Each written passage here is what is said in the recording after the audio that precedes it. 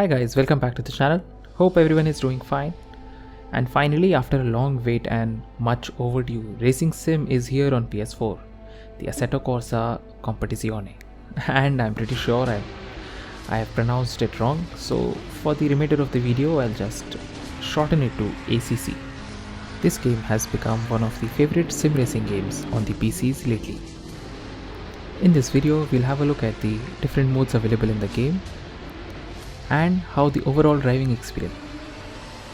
So this is the first time that I am playing this game, as I haven't played it on the PC. So my point of view will purely be based on how it plays on the PS4 and in comparison to Gran Turismo Sport. As you all know that I am primarily a GT Sport guy. There has also been a lot of concern about the frame rate issue in this game. How it's set at only 30 frames per second instead of at least 60 frames. So let's see how it feels in comparison to GT Sport, which is set at 60 FPS on the PS4. So let's begin and see how the game really is. And this is the start screen, the standard privacy policy, let's accept that. Then the modes available are fairly similar to the PC version. The championship, career, single player, special events, multiplayer, and at the bottom we have the driver profile, saved games, gallery, and the options. So more or less the same stuff. Let's start with the options first. Let's have a look at the controls now. So in the controls we have two options, the wireless controller and the steering wheel input. Here we have the gain, minimum force, dynamic damping, and road effects. I'm not exactly sure what each of them represent, but I will try and come up with an explanation in the future video. I am also going to put up another video regarding the wheel settings for the Logitech G29 in this game. One thing that I must say right now is that the button mapping is not preloaded in the game. It does not recognize the wheel that is connected and does not automatically assign the different buttons and the different modes already. Like here you can see the shift up and the shift down are cross and square respectively, and it's the same for both the wireless and the steering wheel. So if you're using a wheel, you have to map the buttons first and then proceed. Otherwise when you start the game, you might find yourself wondering why the car is not shifting, as it happened with me, and you'll see later in the video. Let's now jump out of it and let's have a look at the other settings as well. In the assists, let's see this. Gearbox is set to automatic. Let's switch that to manual, as we have been doing on the Gran Turismo Sport as well. It's faster for you if you are using manual gearbox than automatic. Engine start, automatic. I think I'll just leave it at automatic. I've seen some videos of guys playing ACC on the PC version, and you have the option of having the manual ignition and manual start of the car, but that can create a bother for you if you're not aware of it initially. So let's have it at automatic, and maybe later in the game we can switch it to manual. Stability control I'll put at 0 and ideal line hidden.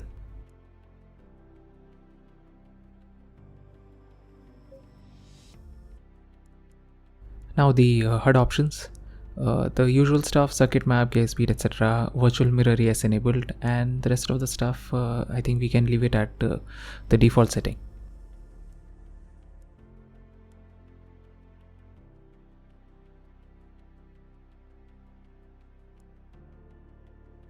Now let's have a look at the driver profile. Here I don't see any customization options. So I don't think we can customize the driver look in any way. It's just a representation of our stats. Here it shows in the left the total points that we have, the rating points that we get. In this game, one point to keep in mind is that anytime you are on the track, whether offline or during the online session, your safety rating and your other ratings in the game, they do count. It's unlike Gran Turismo, where your safety rating and driver rating are only measured in the online events. Here Even in the offline single player mode or during a simple practice, if you go off the track or hit into any AI, it will result in lowering of your safety rating. Okay, so now let's see what the career mode is in this game. As in Gran Turismo, there is no career mode, just a campaign mode. So I'm hoping this must be a proper career mode, and let's see how good this is. Here in the difficulty settings for the career, we have the automatic gearbox. I'll just disable this, ideal line disable, and duration, let's keep it at short. Okay, we have an intro video, I think. Hi there, I'm Mirko Bortolotti, Lamborghini factory driver and 2017 Blancpain GT Series champion. Welcome to the career mode of Assetto Corsa Competizione, the official video game of the Blancpain GT Series. You have been granted the access to the Lamborghini Youngster program at the legendary Temple of Speed of Monza, and you will be driving a Lamborghini Huracan Super Trofeo. This monster is not a plug-and-play experience, so we first need to verify if you really got what it takes for GT racing. You will be asked to perform some simple and very basic tests like driving the car out of the pit lane, avoiding collisions with other drivers, staying within the track limits and bring the car back in one piece. Our race engineers will need to check your radio systems, tire temperatures and brakes, so be careful and remember, racing never starts from being fast, but from being safe and disciplined. After the first installation tests, the team will ask you to prove your skills with performance-focused tests. Be focused, don't overdrive, merge yourself with the car and do your best. The results will affect how good you will start your career, so that maybe some of the best teams will offer you a drive in the next Sprint Cup season. See you on track and good luck. So as you heard, he also said that it's not just a plug and play. You have to be careful of how you drive the car here. It's not your normal arcade racing game. The physics of this game is quite good, and for something heavy on the racing physics to come on the console is a very big thing, and even on a console that's almost 7 years old now. Okay, so let's see the career event objective. Test best lap. Here we'll have a 10-minute practice session and we just need to post our fastest lap time and not crash into anyone or damage the car in any way. We have various setups available here, safe, aggressive, wet, and I think in the beginning I'll go with the safe preset, and once I'm comfortable with the car I can switch on the aggressive preset.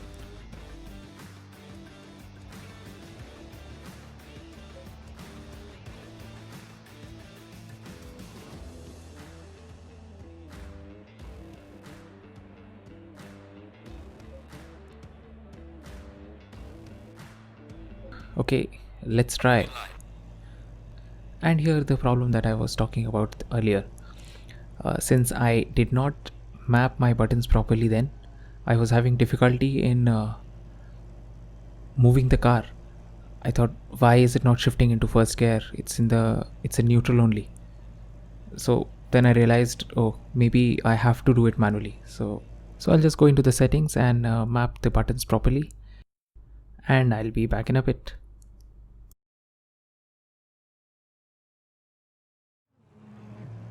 Okay, so now all done. Also in this game I'll have to figure out what camera angle I'm going to use, as in Gran Turismo I'm used to the hood cam. In this I'm really inclined towards using the cockpit cam, so I'll have to figure out which one I'm comfortable with. One of the best things about this game, apart from the overall physics, is the sound of the car and the environment. It feels so real. The brake noise, the car going over the curbs, it's really unlike any game that I have played so far. Even Project Cars 2 was quite close to this, but not as accurate.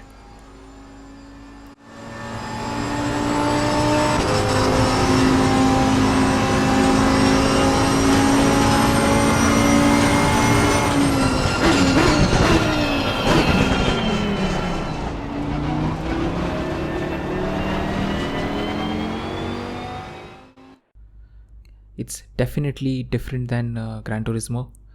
Straight away I can feel that the wheel is very light. The default settings are not working for me. I'll have to adjust the force feedback settings. So I'll just try to find the right setting and we'll be right back.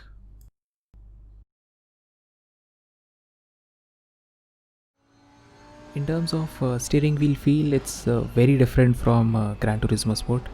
It's a lot lighter and you can feel the undulations in the road and the curbs way more effectively than in Gran Turismo. But on the other hand, I'm not used to this, so it'll take some getting used to. And I will be spinning out a few times in trying to control the car. I tried to push too early and that caused me to spin. Also, we have the tire temperature and pressures and the brake temperatures here that we need to take into account, as they also have an effect on the grip of the tires. I can already feel that there is a learning curve in this game, but once you get a hang of it, it's quite engaging and interesting. As an amateur racer, I don't think it's completely unplayable. If I just take my time and know how the car is behaving, then it will be a lot easier. Then I can have a much better progression in the game. I'll just leave you here with the lap around Monza to see how the overall graphics quality is and how that frame rate issue is. Even though it's noticeable that it's 30 FPS, but I don't think it's a deal breaker. It's very manageable and it's not looking bad at all.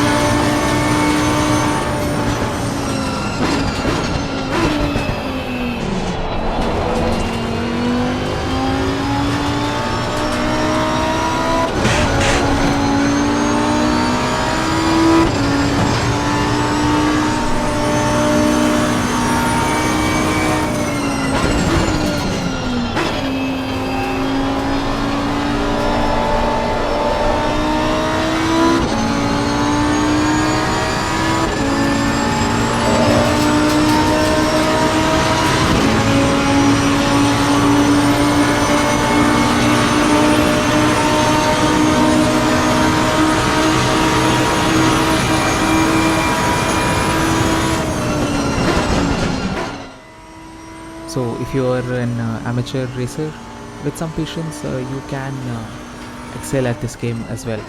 And once you understand it, it will be a lot of fun to drive.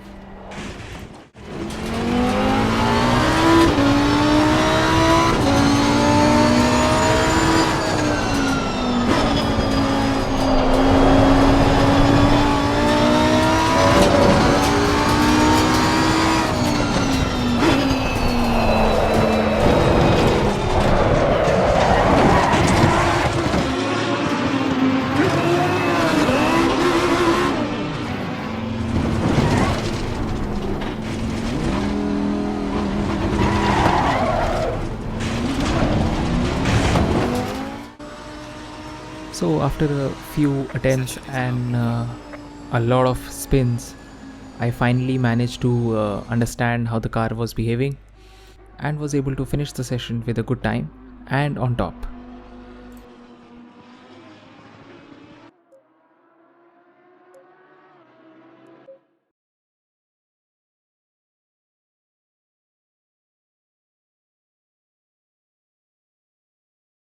So after the completion of that test, we have this preliminary test results here.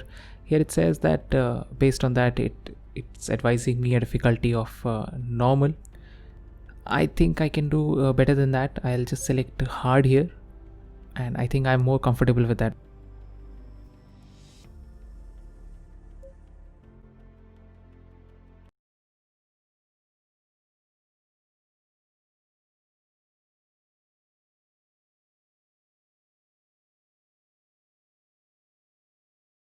Even in Gran Turismo, even though I was a beginner, I started straight away with the manual gearbox and no traction control. That in a way helped me in learning how the car behaves and not being reliant on any assists. Let's just select hard and continue with the next part. So the next test is, I think, on a wet track at Monza, and I think I'll be leaving that for the part 2 of this video. Also, I'd like to mention about the input lag issue in the game.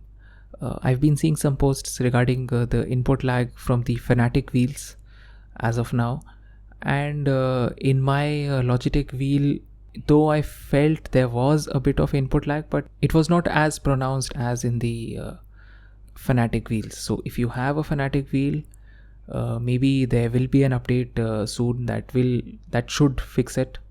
But even then, it's not unplayable by any means, but it's not that major, and I think you can get used to the fact till the time an appropriate update is there. So if you have a PS4 and are thinking of buying this, I would advise that you can go ahead and buy this. It's a good game. The physics and the sound quality of the game are top notch, and the overall experience is very good. It's very different than Gran Turismo, but it has its merits and demerits as well. But despite of those demerits, it's still a good buy. And also, if you purchase it before the 7th of July 2020, you will get the Intercontinental GT Pack DLC free with it. So that's it from my side in this video. I hope you like it, and if you do, please give it a like and subscribe to my channel, and hit that bell icon for future updates on more content on ACC and Gran Turismo Sport. I'll see you in the next one, and thank you for watching.